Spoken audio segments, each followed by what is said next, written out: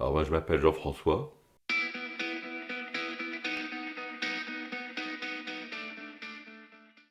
Je suis quelqu'un qui est du Nord, un ch'ti comme on dit. Quelqu'un qui est né il y a 66 ans maintenant. Ça commence à compter. Je suis quelqu'un qui a bourlingué pas mal et qui a vécu un petit peu partout dans le monde et je suis venu pour en parler. J'en ai beaucoup. Peut-être un petit peu maniaque quelquefois, un petit peu... comment... je m'obstine sur certains sujets et à tort certainement parce que il n'y a pas besoin forcément toujours d'être aussi puriste et aussi perfectionniste pour certains sujets, pas pour tous. J'ai des côtés un petit peu timides, même si des fois ça fait sourire, parce que j'ai une grande gueule aussi. Et donc c'est un peu antinomique, mais alors il y a des gens qui peuvent me voir peut-être comme quelqu'un d'assez grognon bourru, mais après quand ils me connaissent, ben, ils s'aperçoivent que je ne suis pas comme ça. Donc c'est vrai que si on m'emmerde, bah, je me laisse pas faire. Mais bon, je suis plutôt un calme. Il y a un cœur derrière cette grande gueule. Je pense que ça va être peut-être mon, mon souhait de transmettre et de partager. J'aime beaucoup partager. Et ça se traduit par de par mes origines du Nord, l'hospitalité, c'est une vertu assez connue des ch'tis. On aime recevoir, mais aussi partager. J'ai acquis plein de connaissances comme tout le monde, et j'ai passé beaucoup de temps dans ma deuxième partie de carrière à les restituer à des plus jeunes, et ça m'a beaucoup plu. Bah, quand les choses sont faites à moitié, quand les choses ne sont pas euh, toujours bien organisé ou bien alors qu'on pourrait faire beaucoup mieux. Ça me gêne un peu. Et puis après, d'un point de vue sentimental et familial, bon, bah, c'est quand on ne partage pas, pardon, tout ce qu'on pourrait faire. Et c'est vrai qu'il y a beaucoup d'égoïsme aujourd'hui dans le monde actuel. Et ça, ça me peine. Au même titre que j'ai dit que j'aimais partager, recevoir, l'hospitalité, bon ben, ça me fait beaucoup plaisir de recevoir des amis. L'été, à Metz, on reçoit beaucoup et c'est vraiment beaucoup de plaisir de partager justement ces moments et dans ce petit paradis où on habite.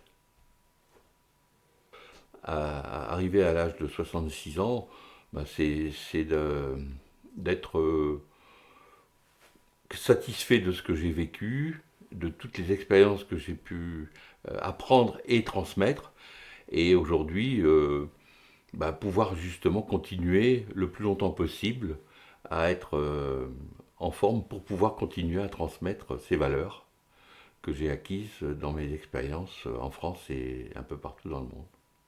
Alors ce qui me passionne, oh, j'ai plein de passions, mais bon, il y a eu d'abord la voile qui a été quelque chose qui m'a toujours mené.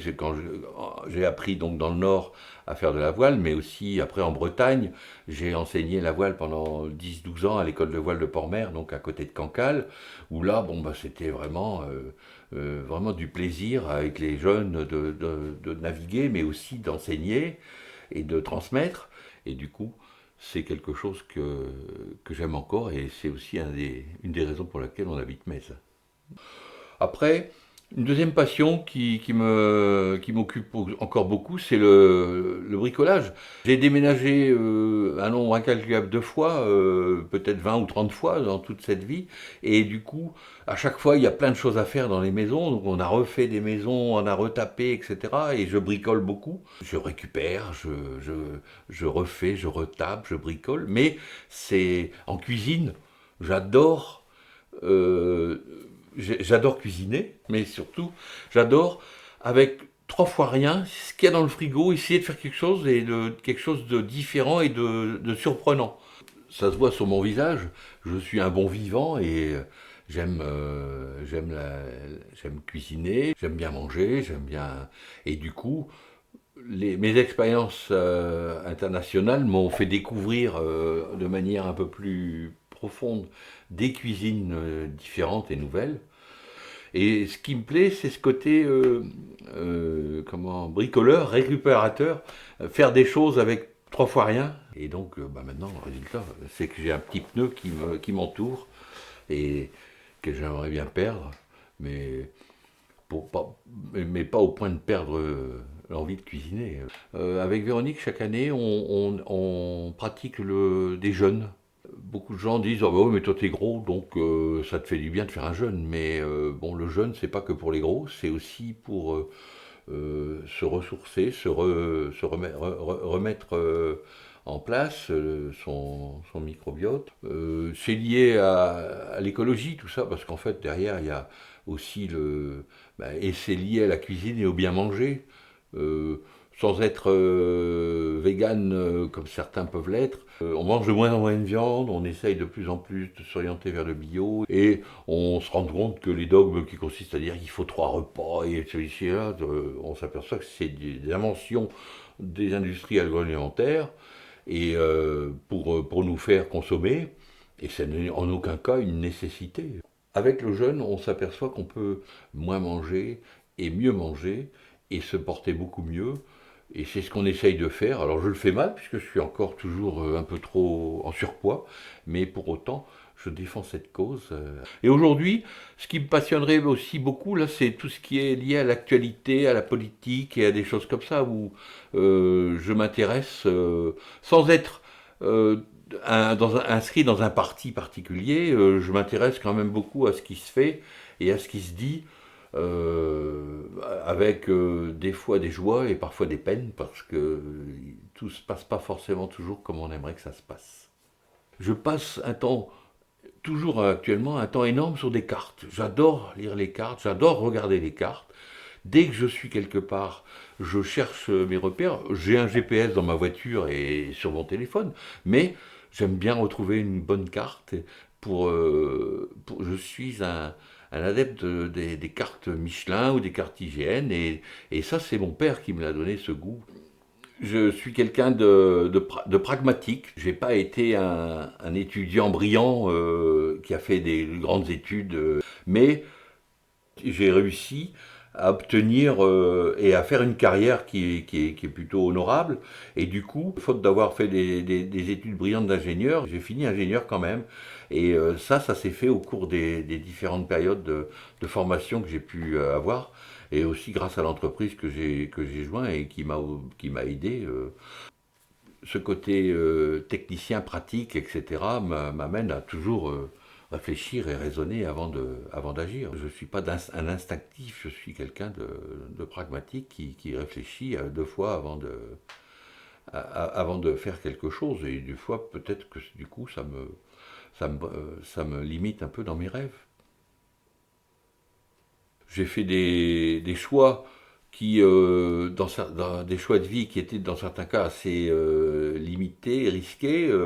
Le choix de partir avec toute une famille comme ça à l'étranger, c'était pas forcément évident. Le divorce aussi, ça a été aussi une rupture, mais pour après, une renaissance et une redécouverte d'une nouvelle vie qui est fantastique. Le choix de partir en Chine tout seul, c'était pas évident parce que je me sentais un peu seul. Je laissais les enfants, je laissais tous mes amis, tous mes contacts, tous ceux qui me soutenaient pendant cette période difficile du divorce. Mais, mais mon instinct m'a dit qu'il fallait y aller et je ne regrette pas un seul instant puisque j'ai rencontré Véronique. Je l'aurais jamais rencontrée probablement si j'étais pas allé en Chine. Bah, l'amitié, c'est important, c'est quelque chose de. Alors, qu'est-ce qu'il y a de la valeur? Il y a plein de choses qui ont de la valeur. Un bel objet, quelque chose qu'on a fait soi-même, quelque chose ça a de la valeur pour moi. Après, qu'est-ce qu'il y a de la valeur aussi, c'est quand on a des acquis, quand on a des compétences, ce qui a de la valeur, c'est pas de les garder pour soi, justement, c'est de les partager. Et ça, c'est important. J'aime bien les personnes bon vivantes, ça c'est clair. J'aime beaucoup les gens qui se prennent pas trop au sérieux. Et les plus importantes rencontres, c'était souvent avec des gens modestes et avec des gens qui ne sortaient pas de la cuisse de Jupiter, mais tout simplement qui sortaient de... Et c'était des belles rencontres. Les racines, c'est quelque chose qu'on a en nous et qu'on n'oublie jamais. Mes racines ch'tis du Nord sont importantes et comptent pour moi au point d'y retourner chaque année. Pour autant, quand on est citoyen du monde, puisque j'ai vécu un peu partout dans le monde, je, je trouve que on a en France notamment un peu trop tendance à être un peu cloche-merle. Et il y a des fois, c'est agaçant de voir que euh, on a on a affaire à des gens qui ne peuvent pas supporter un tel parce qu'il est d'eux. Bon, bah oui, mais et ça, en France, ça existe un peu trop. On devrait être ouvert un peu plus à l'extérieur. Et, et aujourd'hui, il faudrait refuser ce repli sur soi. Parce que de toute façon, ça ne sert à rien. C'est un faux débat et un faux problème que d'imaginer que c'est l'autre qui pose le problème.